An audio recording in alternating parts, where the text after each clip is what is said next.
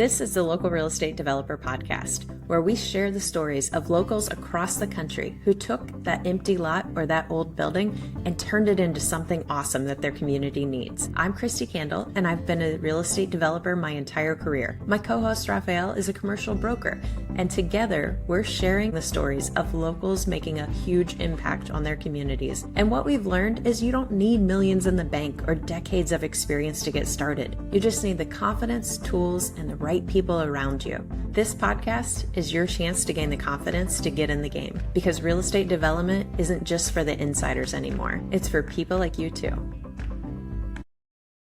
Welcome to the Local Real Estate Developer Podcast. I'm your co-host, Raphael. I am a commercial broker, investor, and developer located here in Louisville, Kentucky, and I'm here with my co-host, Kristi Kandel, developer extraordinaire. So good to see you as always. Good to see you. Yeah, I'm a developer investor and I teach locals how to become developers in their community. And today I'm really excited about our guest because I met him back in 2020 when I joined his Affordable Development Mastery group and just absolutely love everything that they're doing across the board with their own projects and with education. So Evan Holladay, welcome to the show. Yes, thank you for having me, Kristi, and Raphael as well. Super excited to be here. Yeah, we're excited to dive into your background because, I mean, you've been able to do a lot of stuff in a relatively short period of time. So we're really excited to kind of unpack that a little bit. But usually when we first get started, we'd like to learn a little bit more about your background. So tell us a little, 30,000 foot view of who you are and also what got you into the development space. Yes, so I really found my passion for real estate development in college. I went to University of Louisville. I thought I wanted to be a doctor and quickly realized that science and chemistry was not my thing at all. But there was this big student housing development going on campus. And I just knew, I was like, all right, something with that is calling my name. I got to be a part of it. And I figured out a way to get connected to the developer. And through a mutual relationship, got an introduction. Basically got enough people out to his groundbreaking to impress him. And that's how I got my foot in the door to development. But he threw me into leasing. So I was like, all right, I got my foot in the door, but I want to do what he's doing. I want to put it all together. I want to see what it's like on the other side. And at the same time, I volunteered for a nonprofit called Family Scholar House. They do amazing work in Louisville, Kentucky. And now they're, I think, nationwide, but they do affordable housing for single parents going back to get their college degree. And they give them the support, the community, the network to get a better, higher paying job and hopefully get a better life for them and their kids. And I mentored some of the kids in that program, and it just completely opened my eyes to being like, wait a second, I can help people and I can build stuff at the same time. That is exactly what I want to do. So I just dove all in at that point. Through an entrepreneurship program at the university, we started a modular housing development company that was take houseboat manufacturing plants and retool them to build modular housing instead of houseboats. It was the same box, you just put it on a foundation instead of water. And we won some competitions and we're like, wait a second, this is actually a real thing. We could really run with this. And at the same time, I was looking for partners who we could work with, who had the balance sheet, the capital. We were very energetic and excited, but we also knew we were very green and knew that we needed somebody with the things that we didn't have. So we went out and looked for that. And one of the groups ended up saying, well, how about you come work for us? And so right out of college, I had the opportunity of a lifetime to be able to work for a proven developer and work under their wing and be able to go from, sourcing deals to closing deals. We're literally doing A to Z, learning from their multi-million-dollar mistakes so I don't make those same mistakes. And while I was there over 6 years, I was able to work on over 1,300 units, cutting my teeth doing new construction, tax credit, affordable housing developments throughout the Southeast. And then eventually started Holladay Ventures, really with the goal and the intent of figuring out how do we do things differently? How do we take affordable housing that is so badly needed across our country, but let's layer on that service, that component of engaging the community and helping our residents hopefully one day get out of affordable housing and doing it in a way in which our residents can be proud of where they live. And we incorporate sustainability and placemaking into our design. And each one of our communities is intentionally designed and developed from the very beginning. And that's been over 6 years now. And we've been, very, very busy and working on a lot of really fun, exciting projects with a lot of impact. But yeah, that's a little bit about me and what we're doing. That's amazing. Yeah, no, I mean, and to your point, being able to work under a group that had the experience and you have the opportunity to learn all the nuances of the business give you, I'm sure, a lot of confidence as you went off on your own to start your venture. And as a result, you've obviously had a significant amount of success in a very short period of time. 6 years is almost nothing, which is pretty amazing what you've been able to accomplish thus far. Yeah. And you said you started out in Louisville. What made you decide to go to Nashville? I mean, was it mainly because of the economic opportunity, or what was it about Nashville that kind of attracted you? Yeah, I want to touch on quickly too what you said about like the apprenticeship model. Like it's not talked about enough. Everybody's like, "Oh, go start your business." It's like, well, sometimes, especially like in commercial real estate, where if you want to do things at scale, if you want to do 100+ unit deals, sometimes it makes a lot of sense to learn from those who have done it before and be able to work hand in hand with somebody. It was me putting in my time and my hours, learning from people that have the proven track record. And that's what helped give me the jumping off point to be able to do it on my own, because I had been a part of almost $250 million worth of development at that other company. And the reason for Nashville is really I was covering the territories of Tennessee and Louisiana. More specifically, I was looking throughout the Southeast, but I really found my sweet spot in Tennessee and Louisiana when I was at that other company. And I was like, you know what? Nashville's an amazing city, a great people, really up and coming city. And I just loved being there and loved the people. And I knew also, I was like, I could probably get a lot more done if I was living in my market instead of I was commuting like every other week, which I enjoyed, but also I was like, I think I'd rather live here. So, and the other thing I want to touch on too was like, the reason Kristi and I got connected was at some point starting Holladay Ventures, we also realized we're like, hey, our big mission, our big, hairy, audacious goal is to solve the housing crisis. And we know that Holladay Ventures, one developer, cannot do this on our own. And so we have been striving since day one to figure out how do we make a real dent. And that a big piece of that is empowering others to learn the craft. It's a lot of development groups, like they're very secretive, put up these big walls of like, we're not going to tell anybody how this is done. We'd rather keep all the deals to ourselves. And it's just hard to break into. There's such high barriers to entry to getting into development in general, but then even affordable housing is like another 10 layers above that. And so we wanted to break down those barriers. And that's why we created Affordable Development Mastery back in late 2020. And we're able to work with Kristi and others who wanted to make an impact through their work and do well by doing good. And that's been an amazing, rewarding experience for me too. And just being able to share our knowledge and experience, something I sometimes take for granted, things I know, being able to pass that on to others has been really rewarding work. Yeah. So true in that, to where, the same way I started working with developers and learned on their dime and did hundreds of projects across the country and went, oh, okay. So now I fully understand all of the facets of development. So now I had the confidence to go and do the same. But also, like you mentioned, affordable housing and the LIHTC credits on top of that and all the nuances that then go into that and property management and ongoing compliance. It was like, okay, hold on. Solve this affordable housing crisis, but also at the same time, there are so many more layers. I don't want to figure it out myself. I remember hearing you on I think it was the Bigger Pockets podcast, and I went, he knows what he's talking about. Okay, cool. Let's go learn from someone who's already done it before. Exactly. That's amazing. So when you started your company, what was because it's always interesting to go, okay, what was your catalyst? What was the thing that went, okay, I've learned enough. I'm now willing to take that leap. What did that look like, or what pushed you? Yeah, that's a great question.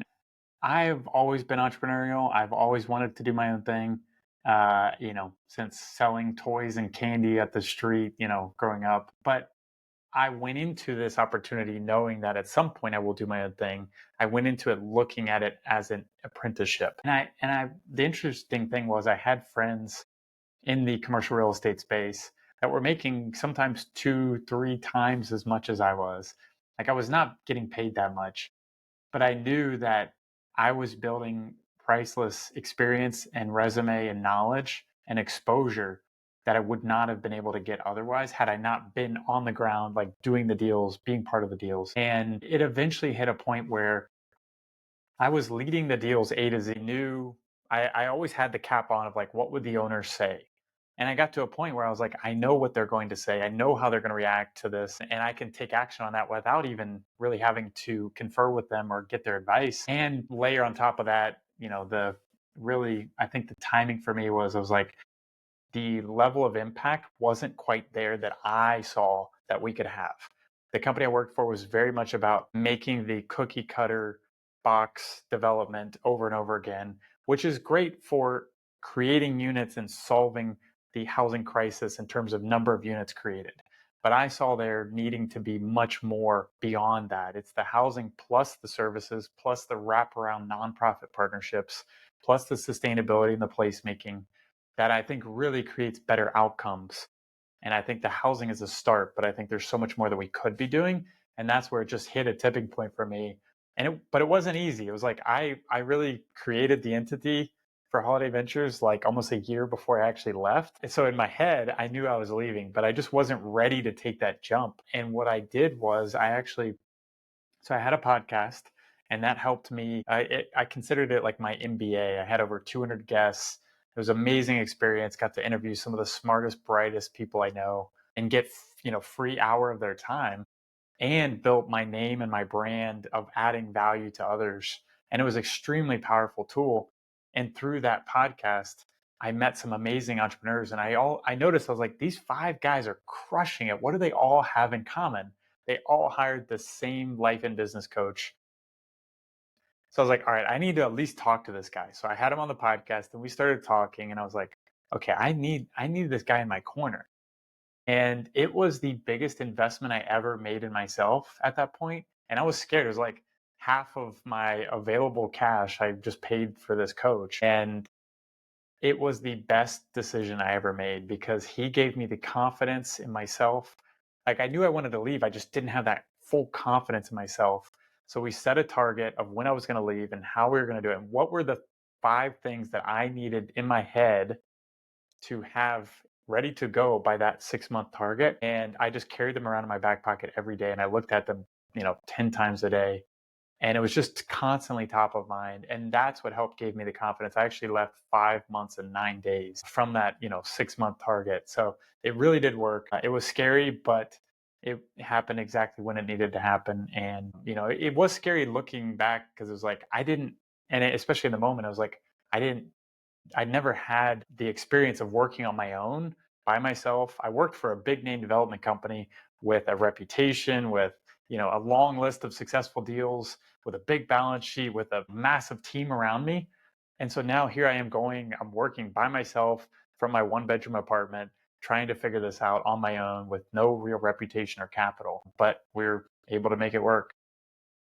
That's amazing. I really appreciate you sharing insights regarding a coach because it's unbelievable the impact someone can have, like a third party can have on your life, in particular ones that are able to have a little bit different of a perspective than you have because you're in your day-to-day constantly. And so sometimes you get these blinders on as to what you feel like the world is in front of you. And if someone like a coach, and I may actually know the coach you're referring to, but he is an impressive gentleman. And obviously he's been able to help a lot of different people in, the real estate space and really beyond that.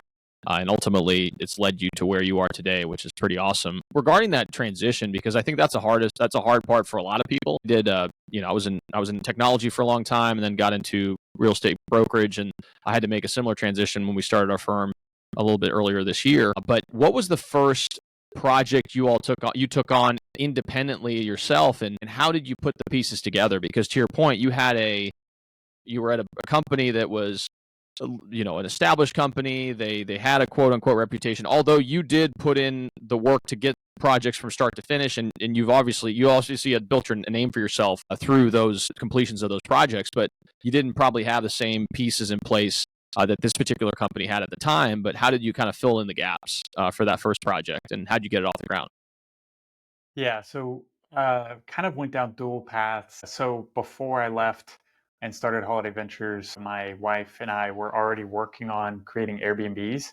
So we started with house hacking in our own house, had 1 bedroom that we closed off, rented that out, covered our complete housing cost, then took that saved capital and sold a car, and went down to one car as a family. And that led to buying a triplex, completely got renovated that, knew nothing about, renovating a house, had never done it before. My wife, we were actually dating at the time. We weren't even married, but we believed so much in both our partnership and investing in real estate that we just dove all in. And this was all while I was still working my W-2. And so building other forms of cash flow while also figuring out, at some point how I was going to leave. And then as I was leaving, I also had the opportunity to purchase a 10 unit. So we basically went from house hacking to a 3 unit to a 10 unit. And I partnered with a partner on the 10 unit. We were 50-50 partners, both brought half of the capital needed. But we took the refinance from the threeplex, put it into the 10 unit. So we basically did the Burr method a couple times. While we were also, once I left, then I immediately started looking for deals that I knew how to do from my previous W-2, which was the bigger new construction, tax credit, affordable housing developments. So I found about 3 deals within the first couple months that I lined up. But those things take like 2+ years to get done, and you don't get paid. And you need usually like $2 million at least to spend capital before you even start making money on those deals. So I knew I needed a partner. So I was able to find a partner group that was a market rate developer that wanted to get into affordable housing. So we came together and we said, hey, let's figure out a partnership. So we became 50-50 partners. They brought the capital, the guarantees, and I brought the experience and basically the sweat equity. I was the one doing all the work, and they were kind of like just a mentor or like a guidance, or like we'll check in. And that relationship worked out really, really well. I did have other partnerships that I tried to work on at the same time, but I ended up getting burned pretty badly. And I learned what a bad partnership looks like. I actually just put out a YouTube video yesterday about this because I don't want other people to make that same mistake of going into a bad partnership or getting too far down into a partnership before realizing that, you're not aligned or they're taking advantage of you. But this original partnership I mentioned was a phenomenal partnership. It ended up going on to be our first closing on the tax credit new construction side, but it took us about 2 years to get to that point. So we were house hacking on the side. And then also we got into a multifamily syndication. We bought a 65 unit in Louisville, Nightingale Lane, I believe it was. So it had some form of affordability to it. But that was the first time I ever raised capital from individuals. We did a capital raise, sent out an email. I had no idea what to expect. We ended up raising 1 million in 24 hours from one email. But I just took the relationships we built from years of the podcast and social media and not asking for anything. And then finally, a couple years in, finally asking for something and building that trust. And my community was able to reciprocate through wanting to be a part of our deals. And so that was a huge vote of confidence, but I was super nervous going into pressing send on that email. But that deal was another way. And then we did a few other acquisitions, but it was basically trying to learn new business models that were more short term, like bring cash in the door, while we were also planting seeds for bigger deals that would take years to come to fruition and need lots of money up front, but would long term be where we're headed.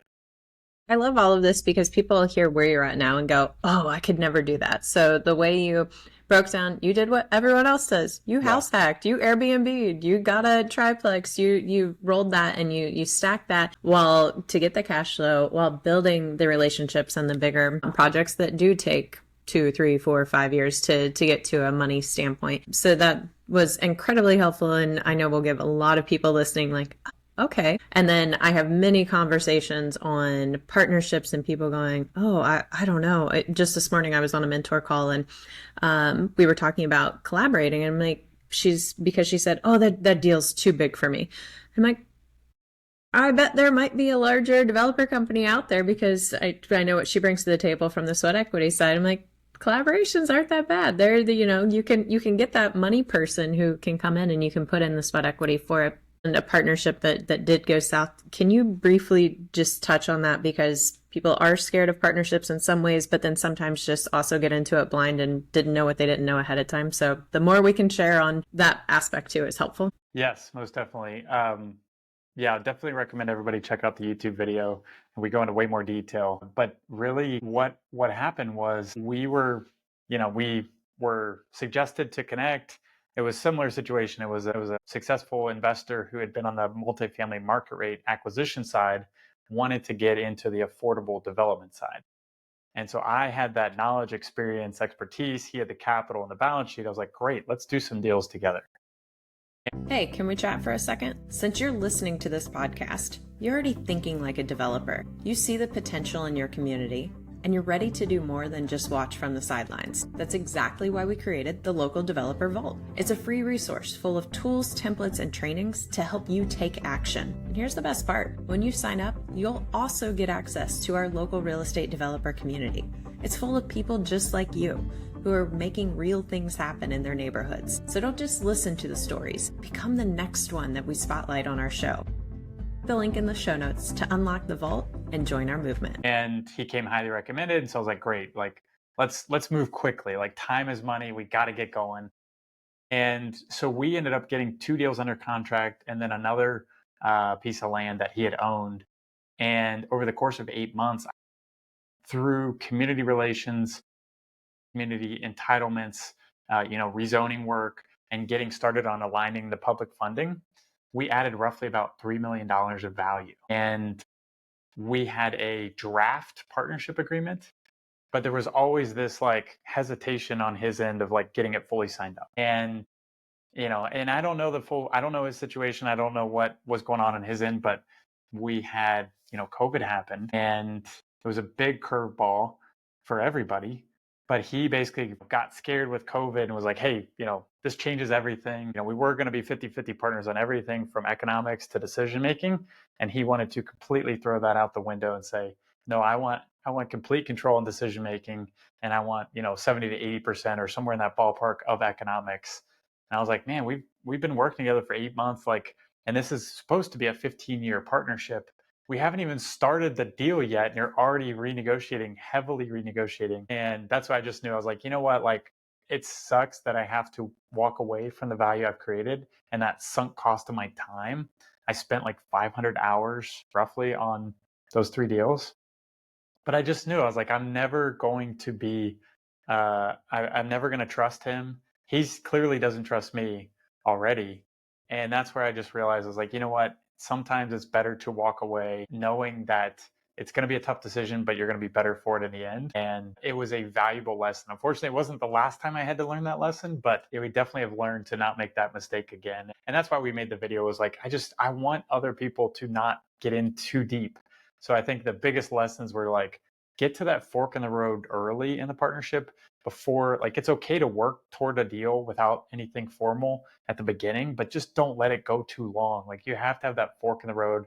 And it's a crucial conversation. And like, that's where you figure out if it's a real partner or not. And if they're open to it and they're eager to get things in writing, and they're eager to discuss roles and responsibilities and dividing and conquering and trusting each other and how you will communicate with each other, and getting all that nailed down as soon as possible. Like, those are good partners. And so the partner I mentioned earlier that we did our first affordable development on, we've gone on to do our second development together, because that was a really, really great partnership that we trusted each other, and we built that mutual trust from day one. That's amazing. Yeah, and you kind of alluded to the whole idea of the partnerships. I mean, I'm still learning myself. I've just gotten into a few developments myself with a couple different partners. Luckily, I've known these partners for quite some time, and I kind of knew them on a more personal level through either us being in a mastermind together or us being in the space. And I see how they've been operating in a certain way, and I like the way that they do business, and it just kind of naturally flows into that. To your point, partnerships can be rife with issues, but you have to kind of have those difficult conversations early on to really get an understanding of where the alignment occurs. And I'm definitely not an expert by any means, but it's definitely, in any business, you're going to eventually have to collaborate with other people, and so it's just something to consider as you're going through the process. Yeah, no. So one thing I'm kind of curious about now, so that regarding that first project. You were kind of the point person as far as getting the project up and running. Can you walk us through maybe the economic, not necessarily the full economics of the deal, but how did you get it from where you were at starting out to ending it. And was that during that whole COVID experience as well when that took place? And maybe share a little bit about that experience. Yes. So, fortunate enough where it was actually from the podcast that I had that I got a mutual connection to this developer.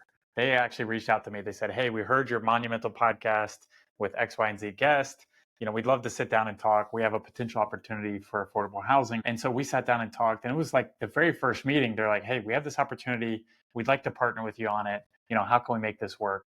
They're very mission driven, but they were full market rate developers or acquisition group. So they'd done like 6,000 units to that date. A very successful group, guys in their late 40s at the time. And I literally was 1 month into starting Holladay Ventures, and this connection fell in my lap through a podcast, which, side note, that's why I tell everybody, like, put yourself out there, like get on podcasts or create content. Like, it is so priceless in value. But that relationship led to, they had a relationship with a nonprofit who had about 4.4 acres, a whole city block in Nashville, less than a mile from literally the downtown of Nashville, just prime real estate. And it was a recovery center that had been operating there for over 60 years. Basically had amazing value in their land, but their buildings were becoming like just falling apart. Like they needed to be torn down and replaced. And they knew that. So they were like, well, we don't know how to do that. Maybe there's a developer out there that can help us. But they were constantly getting calls from market rate developers who were just like, "Hey, we'd love to buy your land, but we'll pay you top dollar, but you need to move off the site, and we're going to buy the whole block, and so you guys got to leave." And they're like, "Well, the downtown location is where all of our clients are for recovery. This is supremely important to our mission to stay in this location." So no market rate developer wanted to agree to that, and so really it was a kind of a win-win that came about where we said, "Hey, we can get creative. We're both mission aligned. Let's figure out a way in which we can build you a new building and build affordable housing that can then be a bridge for your graduates to get affordable long-term housing options right on the same campus or right nearby, so they can literally walk to their recovery classes or their meetups, and also be able to do it in a way in which we leverage the value of their land to pay for their new building and get them a portion of the revenue from the apartments so they can have another form of financial sustainability long term." And so it was kind of like playing Tetris with the site at first, but we were able to make it work. And yes, it was during COVID. This was like, we started the company in 19, and literally 6 months in, COVID happens. We're just like, oh shit, like, what do we do? Like, did I pick the worst possible time to start a business? But, within that, like 3 months in, we're like, all right, let's pivot. We figured it out. Like, we got our design team to go at risk with us so we could still keep moving on the plans. And we just got creative, and we ended up winning some grants, got the funding we needed. But basically, to go back to answer your question about economics, before we even knew we had to deal with the nonprofit, we were, again, going back to transparency with your partner, we were talking economics and we were talking decision making. And so it was a 50-50 deal. They would bring the capital, the guarantees. There was a loan guarantee fee within that. But really, for the most part, it was a 50-50 deal in terms of decision making. They trusted me implicitly on the affordable. I would say that trust was built over time. It was built through seeing my actions on the deal. But we got to a point where they're like, "Hey, whatever Evan says, like, he's the expert. We trust you. We trust your recommendation." And we went through some curveballs on that deal, even before closing, but then even after closing. We closed December of 21, and 2 months later, we bought out our lumber package for 2.1 million over our allowance. So, and our contingency for the entire project for a 2.5-year construction project was 2.3 million. So, literally 2 months in, we are pretty much in the hole. And there were more occurrences of that throughout, with delays and pricing and escalations and inflation. It was a lot of curveballs, and interest rates skyrocketing on us during, historically elevated rates of interest rate rise. And we had a floating construction rate. So throw that into the mix. Thankfully, we had some really great public financing partners at the local and state level, and we were able to work with them to go back and get additional grant funding, additional tax credits, additional tax exempt bonds, and basically pulled together all the funding to offset all of the costs. Wow. basically overcame about 10 million of additional costs on that development through grants and credits.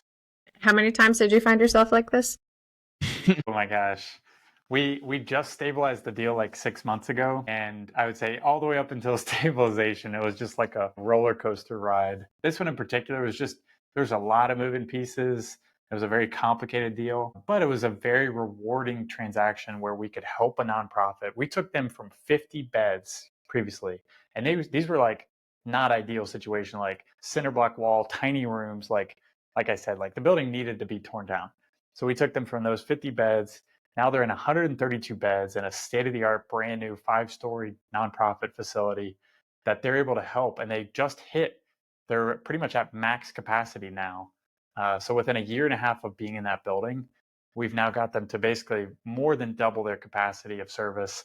Within 2 weeks of moving into their building, they were able to receive 2 new grants, totaling $2.3 million of new funding for new services that they had never offered before. And that all came about because of the momentum and the added space and the added capacity of their new building. It's just like the energy there is better. The people are excited for work. The graduates are excited. It's just like and I joined the board somewhere in that process about 2 years ago. So I've really been able to see from the nonprofit's perspective how much this has been a game changer for them. So this is something now where like, and we just won a national award, the Affordable Housing Finance Reader's Choice Mixed Use Development Award, just this week, actually, in Chicago. Congratulations. And thank you. Yeah, it's a huge honor. And to be able to win that on such a meaningful project has been amazing. But now we're like, hey, this could be a model for development across the country, whether it's recovery or even just any nonprofit or faith-based group that wants to expand their services, wants to create better financial sustainability long-term for what they do in the community and symbiotically provide affordable housing. So that's what gets me most excited is like, there's so much potential here to do this across the country. That's amazing.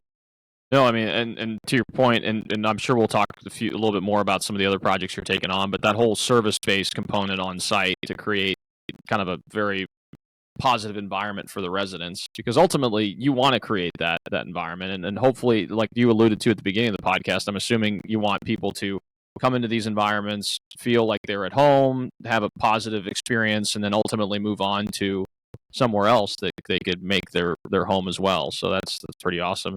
I mean, obviously you're a very motivated individual. You could tell that you seem like someone who gets something in their mind and you will not be denied when it comes to what you want to accomplish. I guess where's that rooted in? Like, how do you stay motivated when you start experiencing some of these major setbacks that probably would take a lot of people out? So yeah, I think I saw this quote. It's something along the lines of saying like most entrepreneurs who are successful, some of them say there's like some strategy or skill, but they said really it's like 90% of them just say like not being willing to give up, like just constantly moving toward the goal and not being willing to take no for an answer.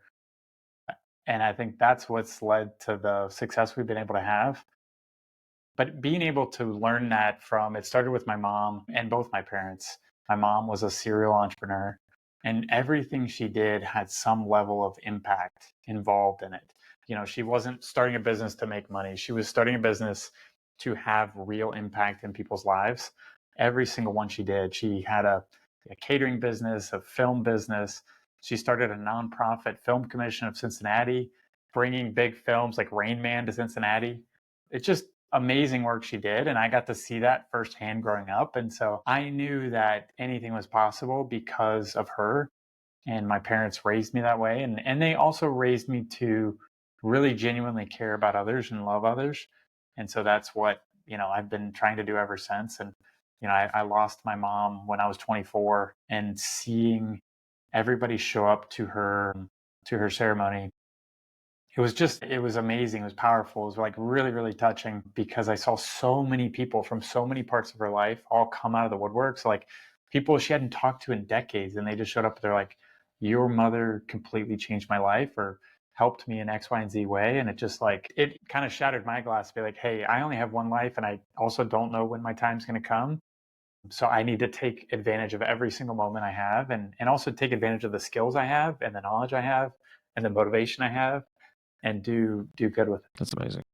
Yeah, the familiar, and I'm sorry to hear about your mother, but it's amazing to see the people that can have that type of impact in your life, and all it takes is you or anyone really loving someone to that degree and being a good model for them, and it's a ripple effect where now you are out in the world doing the work that is meaningful to a lot of people, and I guarantee you've had probably a similar ripple effect with other people that you come in contact with. So that's great to see.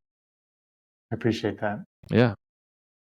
Yeah, the not giving up and having that bigger why. We talk about it a lot of, things are going to get hard. And if you're only doing it for money, don't be a developer. But if you have a bigger why, if you have a bigger purpose, that's going to drive you. And I mean, affordable housing is no joke. It is very complex, but it's also what interests, that's why it brought me in, because you've solved that. And I love creating systems and frameworks that are scalable. So I kind of want to jump ahead a little and go into what you're looking for in the future to do that. And what types of groups you're talking to and looking for in general to potentially talk to and collaborate with to maybe take this to scale? Yeah, great question. Yeah, so we have really stepped into figuring out where are there, I think we all know, a lot of people know listening to this podcast know that there's a lot of nonprofits that have been doing amazing work, and there's been a lot of faith-based groups that have been doing amazing work that are already in the community that have land similar to that recovery center, Samaritan Recovery Community that we partnered with, but they just don't know what to do with it. They don't know how to develop. They don't know how to finance. They don't know how to put the deal together. They don't know how to create the vision. They have an idea, but they don't know how to get there. And I think that is a golden opportunity for the nonprofit to say, hey, wait a second, we can do something powerful. We can do something amazing. We can do something that can create impact for the next 100 years. And so we're talking to, at the national scale, multiple different faith-based groups, as well as nonprofits, both at the local level. Sometimes it's just this nonprofit's been here. Like we're working with one right now. It is an early learning center here in Nashville. It's been around for 100 years and doing amazing work. But yet their building is like 45 years old and they're just needs to be torn down. But they provide early learning center services and childcare for lower income families that would otherwise have no opportunity for that or wouldn't be able to afford it. And so how do we do that at scale? That's what we're working on right now, is figuring out really, like you said, the framework. We're trying to make it so that every case is different, but you can figure out 80% of the process of how do you educate? That's a big piece of what we do, is education, because there's so much nuance and uniqueness to how we finance our deals, or certain rules we have to follow, and how our partnerships work. But we're trying to document everything that has worked in our partnerships in the past and pull that all together to make it a more seamless process, both for our internal team, so they understand what the process is, and also for our external partners, like our nonprofits, their attorneys, and all of our external other partners, to make it so that way we can create impact in each development. And really what we want to strike the balance of is, like I mentioned earlier, the company I worked for previously, they were very much about building the same box, which serves a purpose.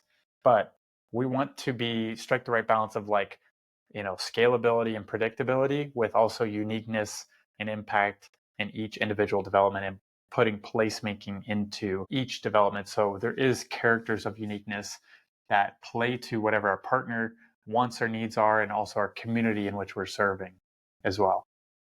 So regarding that model, so is it typical, and is that, in this case with the early childhood development center, is it one where you would work on a development 50-50 and then just create a new structure for them on site, and then have it kind of all tie into the overall development, and maybe add in additional services depending on what you all come up with as far as an agreement is concerned? Is that typically how you approach the process? So the first stage is trying to find a nonprofit or some form of religious organization that you can team up with. Is that correct? Yes, that's right. So figuring out groups that are interested in redeveloping their campus, and then figuring out the right balance of economics is a part of the discussion, but it's also, there's so much more, there's decision making. But a lot of the nonprofits we work with, the biggest thing they're concerned about, or one of their biggest priorities, is continuation and expansion of their services. Of course, yeah. So trying to figure out how do we build them a new facility, leveraging the value of their land and the public funding that we can assemble to be able to expand what they're doing and give them a bigger footprint without burdening them with any debt. Yeah, fair enough. Yeah, and to your point, it kind of ties in. It's a symbiotic type of relationship as well, because now you can create an environment to where now the residents on site can use their services, and it creates this whole ecosystem of rising tide lifting all boats. So that's phenomenal. Yeah. It's a very unique model. I've honestly never heard of anyone who's really taken that approach. So that's very, very fascinating. Yeah, I think you hit it spot on. It's one thing to build the housing, but if you have the third place, like a coffee shop or a nonprofit, or a maker space, or we're working on another development where we're creating affordable housing specifically for artists. If you can make it intentionally designed and developed for your community, for your residents, and you give them the support, the services, the retail, the nonprofit that they need to help support their family, then it'll create a much better community where people want to live in your community longer. And hopefully by the time they leave in a much better place than if they were to just live there for 1 year and, maybe moving on to the next opportunity. So it's amazing. Yeah. Kristi's constantly talking about the third place, the third space. So no, I agree. Definitely. Well, Evan, we really appreciate your time. I know you're a very busy person, and I'm really thankful to be able to finally connect with you. Like I said, we talked a little bit offline. Since you've been in Louisville, I know a lot of people that and I've heard of you, and I knew a lot about the stuff that you guys are doing. So it's a true honor to meet you, and I'm looking forward to staying in touch over time and keep on doing what you're doing, man. It's really awesome. Thank you. Yeah, I really appreciate being on the show. Definitely. No. So if people want to learn more about you, your background, a little bit, just even more about how they can support the mission, what's the best way to be able to do that? Yeah, great question. On all social media, Evan Holladay, Holladay. YouTube is probably where you can get the most in-depth content. And then if you're interested in our development work, it's holladayventures.com. Awesome. Maybe, and then can you speak a little more to your Affordable Development Mastery that's coming up?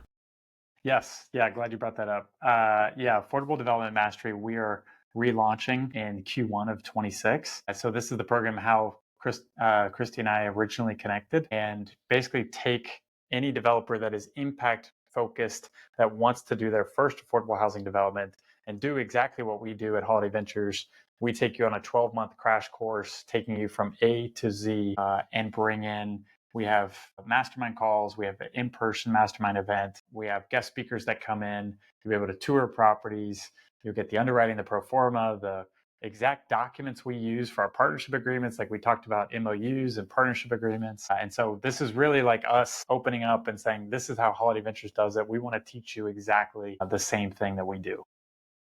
Yeah, I can speak from experience. It is one of the most solid programs that you could ever do. If you truly want to get into this, this is probably the absolute best place you could go. So I appreciate everything that you guys had done in that program, and also the caliber of people who are then attracted to it that I still stay in touch with today. So it's an amazing program. It's got an amazing impact going on. So across the board, if you're a nonprofit, if you're a faith-based organization, if you're a developer looking to get into it, don't hesitate to reach out to Evan and his team. They're a wealth of information. Yeah, if you don't mind sharing, I'm sure we'll connect with your team later, and we'll try to get links as well, so we can include those in the show notes as well. So if you guys are watching this, then feel free to go in the description and you can access all that. So. Yeah, I really appreciate the kind words, Kristi. Yeah, of course, man. And we're really looking forward to seeing where you go. I mean, it's only the beginning, and you've already made a lot of impact. So we're really looking forward to keeping in touch and seeing the impact that you continue to make in that space. Evan, really appreciate your time. Thank you again, really, for taking your time today. For those of you guys who are watching this on YouTube, please like and subscribe. It makes a huge impact on our ability to reach a broader audience, and we obviously greatly appreciate the support. If you guys will listen to us in a podcast format, whether that's Apple Podcasts or Spotify, please leave a 5-star review. The more people that listen to the podcast, the more people hopefully will get impacted and be inspired to take on their first real estate development project. So thanks again so much for tuning in, and we'll see you all next time.